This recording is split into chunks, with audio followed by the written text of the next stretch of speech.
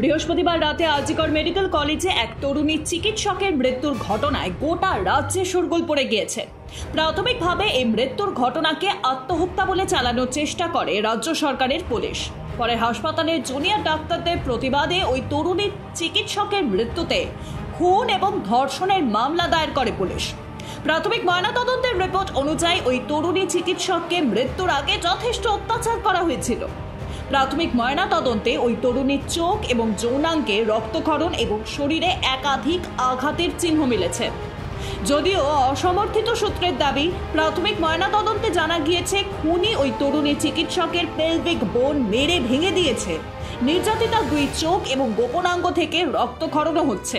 পাশাপাশি মুখ, ঠোঁট, গাল, পেট এবং বুক ক্ষতবিক্ষত হয়েছে। ওই তরুণের মৃত্যুর পর থেকে আরজিকর হাসপাতালকে ঘিরে উঠে আসছে চাঞ্চল্যকর সমস্ত তথ্য। আরজিকর হাসপাতালে চলছে অরাজকতা।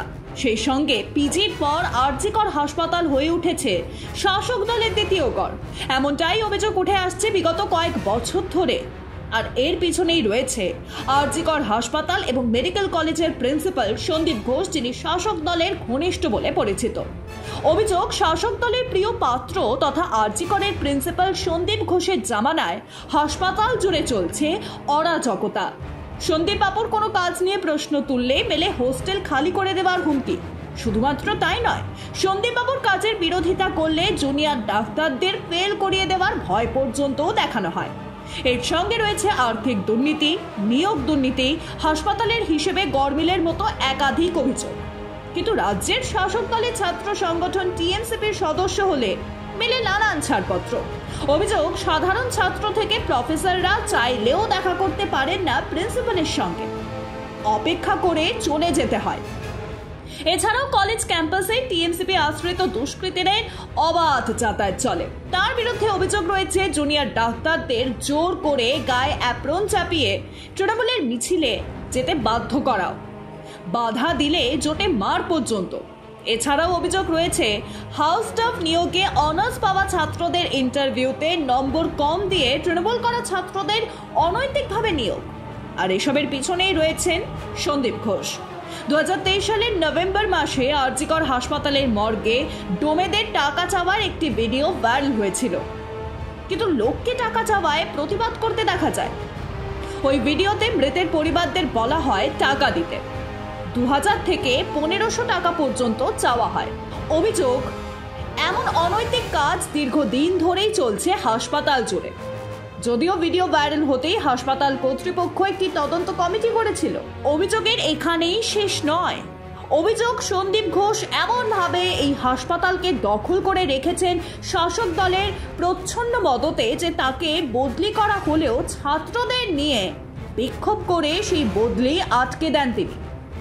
2023 সালের সেপ্টেম্বর মাসে স্বাস্থ্য ভবনের নির্দেশিকা জারি করে সন্দীপ ঘোষকে আরজিকর মেডিকেল কলেজের অধ্যক্ষের পদ থেকে অবিলম্বে অব্যাহতি দিয়েছিল। এরপরে সন্দীপ বাবুর ঘনিষ্ঠ ছাত্ররা দেখান বিক্ষোভ। অভিযোগ, ওই বিক্ষোভে সামিল হয়ে বেশ কিছু প্রাক্তনী সহ বহিরাগতরাও। সন্দীপ বাবুর বিরুদ্ধে একাধিক অভিযোগ থাকায় ওই নির্দেশিকা জারি হয়েছিল। অভিযোগ ছিল, সন্দীপ ঘোষের মদতেই বেশ কিছু সিনিয়র ছাত্র কলেজ ক্যাম্পাস এবং ছেলেদের প্রধান হোস্টেল প্ল্যাটিনাম জুবিলি বিল্ডিং এর পিছনে প্রথম বর্ষের ছাত্রদের র্যাগিং চালাতো। জানিয়ে বিক্ষোভ দেখা দেওয়ায় সন্দীপ বাবুকে 2023 সালের 11 সেপ্টেম্বর মুর্শিদাবাদ মেডিকেল কলেজ এবং হাসপাতালে বদলি পর্যন্ত করা হয়, কিন্তু সেই বদলিও অজ্ঞাত কারণে আটকে যায়। 2023 সালের নভেম্বর মাসে বিজেপির রাজ্য সভাপতি সুকান্ত মজুমদার সন্দীপ ঘোষের বিরুদ্ধে একাধিক অভিযোগ এনে এনফোর্সমেন্ট ডিরেক্টরকে চিঠিও দিয়েছেন। ইডিকে লেখা 9 পাতার চিঠিতে আরজিকর কলেজ এবং হাসপাতাল নিয়ে নানান অরাজকতা এবং আর্থিক তছরূপের অভিযোগ এনেছিলেন সুকান্ত। ওই চিঠিতে সুকান্ত আরজিকর মেডিকেল কলেজে ময়নাতদন্তের জন্য আসা দেহকে বেআইনিভাবে পড়াশোনার কাজে ব্যবহার, যৌব আবর্জনা সিন্ডিকেটে বিক্রি করা, আম জনতার টাকার অপব্যবহার এবং বেশি দামে হাসপাতালের জিনিস কেনা, হাসপাতালের ভেতর বেআইনি খাবারের দোকান বসানো, পড়াশোনায় অনিয়ম, বেআইনি পার্কিং সহ একাধিক অভিযোগ প্রমাণ সহ জানিয়েছিলেন। ওই চিঠিতে ইডিকে সুকান্ত জানান, এই অভিযোগ সত্ত্বেও অধ্যক্ষের বিরুদ্ধে কোনো পদক্ষেপ করা হয়নি, কারণ তিনি রাজ্য সরকারের খুব কাছের মানুষ। পুরো বিষয়টি নিয়ে এটিকে হস্তক্ষেপের অনুরোধ করেছিলেন বিজেপির রাজ্য সম্পাদক।